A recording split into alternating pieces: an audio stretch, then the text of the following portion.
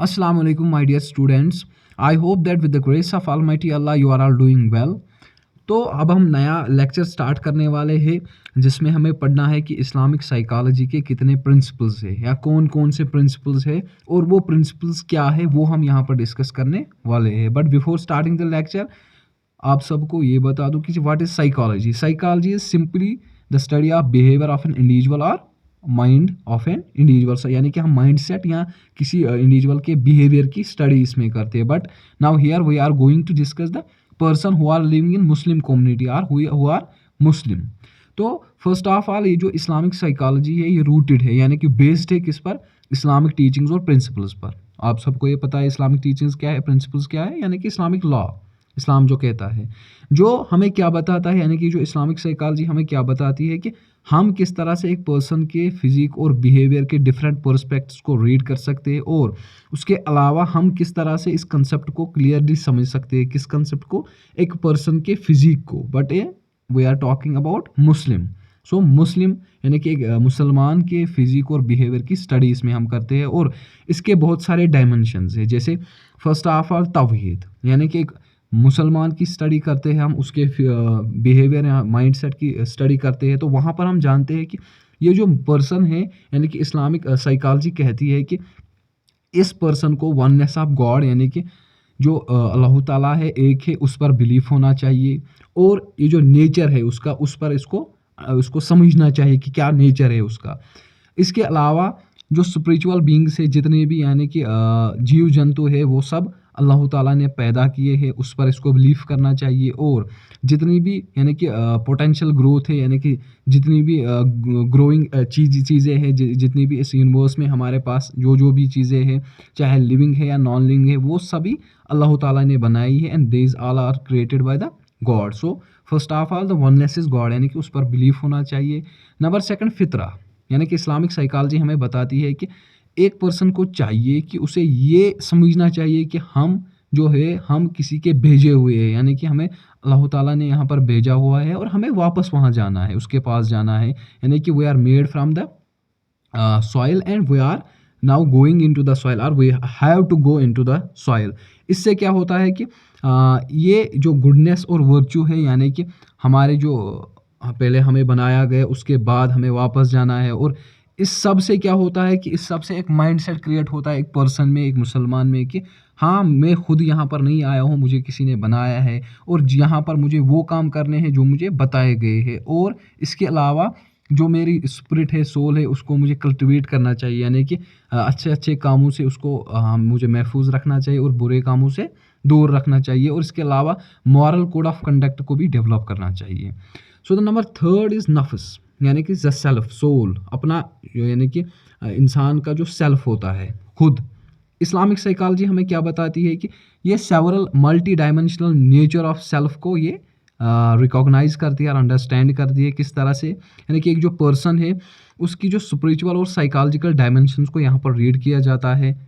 और इसके अलावा क्या होता है कि उसका जो कॉन्शियसनेस और सब कॉन्शियसनेस पार्ट ऑफ माइंड होता है, उसके बीच में, यानी कि उसकी अंडरस्टैंडिंग, यानी कि सिंपली पहले हमने बोला कि ये जो साइकोलॉजी है ये स्टडी ऑफ माइंड है, तो उसका माइंड यहाँ पर अंडरस्टैंड करते हैं, और इसके अलावा उसके इमोशंस, डिज़ायर्स, और उसका सोल, स्पिरिचुअलिटी, यानी कि स्पिरिचुअल, उसका सोल यहाँ पर डिस्कस किया जाता है, उसको अंडरस्टैंड किया जाता है, ताकि उसका जो बिहेवियर है वो डेवलप हो सके। इसके अलावा इखलाक या अखलाक आप बोलिए, इथिकल कैरेक्टर, यानी कि एक पर्सन की, एक मुसलमान का इखलाक, उसका कैरेक्टर कैसा होना चाहिए। इस्लामिक साइकोलॉजी इस चीज़ पर भी जोर देती है कि मॉरल कैरेक्टर ज़रूरी है इन शेपिंग इंडिविजुअल थॉट्स, यानी कि एक पर्सन के थॉट्स को डेवलप करने के लिए उसका मॉरल कैरेक्टर, उसके इखलाक अच्छे होने चाहिए, फीलिंग्स अच्छी होनी चाहिए, एक्शन जो वो करता है वो सब अच्छे होने चाहिए। इससे क्या होता है कि इससे होता है कि ऑनेस्टी को प्रमोट किया जा सकता है, ह्यूमिलिटी को प्रमोट किया जा सकता है, पेशेंस को प्रमोट किया जा सकता है, और इसके अलावा ग्रेटिट्यूड, यानी कि जब हम कोई काम करते हैं उसमें हम हम्बल, यानी कि पेशनेट तरीके से, हम्बल तरीके से लोगों के साथ पेश आएंगे, यानी कि एक मुस्लिम। और उससे क्या होगा कि जो एरोगेंट पीपल है, यानी कि जिनके अंदर एरोगेंसी है, वो ख़त्म होती है। इससे इस्लामिक साइकोलॉजी ये भी स्टडी करती है एक पर्सन में क्या होना चाहिए। इसके अलावा एहसान, यानी कि एक्सीलेंस, अब इस्लामिक साइकोलॉजी क्या बताती है, एनकरेज करती है एहसान के अलग अलग डायमेंशंस को, यानी कि एहसान होना चाहिए, एक पर्सन अच्छा होना चाहिए, एक्सलेंट होना चाहिए in all aspects of life including spirituality and relationship, work and personal development. यानी कि चाहे उसका सोल, यानी कि उसके अपने अपने आप खुद वो साफ़ होना चाहिए, परफेक्ट होना चाहिए, चाहे उसके रिलेशंस हो बाकियों के साथ वो अच्छे होने चाहिए, चाहे वो कोई काम करता हो वो काम अच्छा होना चाहिए। और उससे क्या होता है कि उसकी पर्सनल डेवलपमेंट, यानी कि अगर वो डेवलप होता है, यानी कि कोई काम करता है तो वो अच्छे तरीके से होना चाहिए, ये सब इसमें आता है। सो द नंबर 6 इज़ तौबा, रिपेंटेंस। सिंपली तौबा आप सबको पता है कि अगर एक पर्सन कोई गलती करता है तो उसको उस चीज़ के लिए माफ़ी मांगनी चाहिए। ये इस्लामिक साइकोलॉजी भी स्टडी करती है। इससे क्या होता है कि इंडिविजुअल की जितनी भी मिस्टेक्स होती है, यानी कि मिस्टेक्स होती है, वो उससे यानी कि उसके उनके लिए माफ़ी मांगता है अल्लाह ताला से। उससे क्या होता है कि उसका जो बिहेवियर होता है वो साफ़ होता है, उसकी डेवलपमेंट अच्छे से होती है और उसके अंदर ये जो नेगेटिव थिंग्स होती है वो ख़त्म होने लगती है और उसके अंदर पॉजिटिव चेंजेस आने लगती है थ्रू रिपेंटेंस। यानी कि अगर वो अपने गुनाहों की माफ़ी मांगता है, कोई गलत काम करता है उसके लिए वो शर्मिंदा होता है, माफ़ी मांगता है अल्लाह ताला से, उससे क्या होता है कि उससे उसके यानी कि उसकी बॉडी के उसकी डेवलपमेंट होती है और उसके पॉजिटिव थिंग्स क्रिएट होना स्टार्ट होते हैं। इसके अलावा है सब्र। So the seventh factor is सब्र, यानी कि एक जो पर्सन होता है उसको सब्र करना चाहिए, पेशेंस होना चाहिए उसमें in all aspects of life. यानी कि चाहे उसकी लाइफ में चैलेंजेस आए, चाहे हार्डशिप्स आए, यानी कि चाहे उसकी लाइफ में ऐसी क्रिटिकल सिचुएशंस आए, उसमें उनको उसको सब्र करना चाहिए। क्यों? क्योंकि एक इंडिविजुअल को सिखाता है कि वो किस तरह से मेंटेन करे, प्रिजर्व करे। वो उसका भरोसा होता है कि नहीं, आज अगर मेरे साथ ये हो रहा है लेकिन कल को अल्लाह ताला सब ठीक कर देगा, तो उससे क्या होगा कि जितने भी मेरे वांट्स है ये सब फुलफिल हो जाएंगे। और उससे क्या होगा, उससे क्या, जो उसकी डेवलपमेंट होगी और जो उसका कनेक्शन होगा तो यानी कि उसका कनेक्शन टुवर्ड्स अल्लाह, वो यानी कि अल्लाह ताला के साथ उसका कनेक्शन बेटर हो जाएगा। इसके अलावा प्योरिफिकेशन ऑफ सोल और तज़किया, यानी कि इस्लामिक साइकोलॉजी इस चीज़ पर भी ज़ोर देती है कि तज़किया यानी कि प्योरिफिकेशन सोल एक पर्सन में होना चाहिए। उसका जो तन होगा, उसका जो सोल होगा, सॉरी मन, उसका जो मन होगा वो साफ़ होना चाहिए। उससे क्या होगा, उससे सेल्फ रियलाइजेशन होगी, उसको सेल्फ अवेयरनेस होगी उसको, और सेल्फ इम्प्रूवमेंट होगी उसको।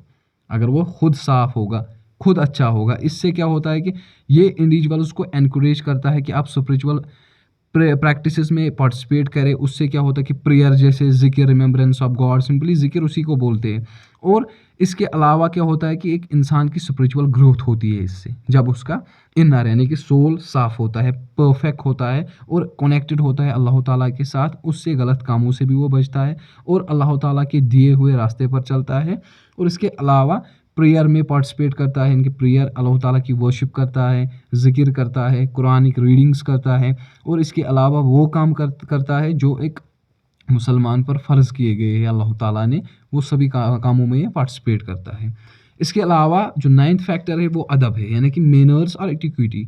मैनर्स सिंपली आपको पता है, अदब, बैठने का तरीका, खाने का तरीका, पेश आने का तरीका, लोगों से उठने बैठने का तरीका, रिलेशनशिप्स, ये सभी इस्लामिक साइकोलॉजी इस पर भी ज़ोर देती है कि इसकी सिग्निफिकेंस क्या है मुस्लिम कम्युनिटी में या मुसलमान में, कि मैनर्स जो होते हैं ये एक रिलेशन बिल्डिंग में या रिलेशनशिप बिल्डिंग या पर्सनल डेवलपमेंट में एक मेन फैक्टर है। इससे क्या होता है कि जो हमारा बिहेवियर होता है वो परफेक्ट होता है, हम दूसरों की रेस्पेक्ट करना स्टार्ट करते हैं, हमारे दिल में बाकियों के लिए सिंपैथी होती है। और इससे क्या होता है कि हमारी जो फीलिंग्स होती है, यानी कि गलत फीलिंग्स, गलत ख्यालात से हम बचते हैं जब हमारे अंदर अदब हो, जब हमारे अंदर गुड मैनर्स हो या परफेक्ट मैनर्स हो।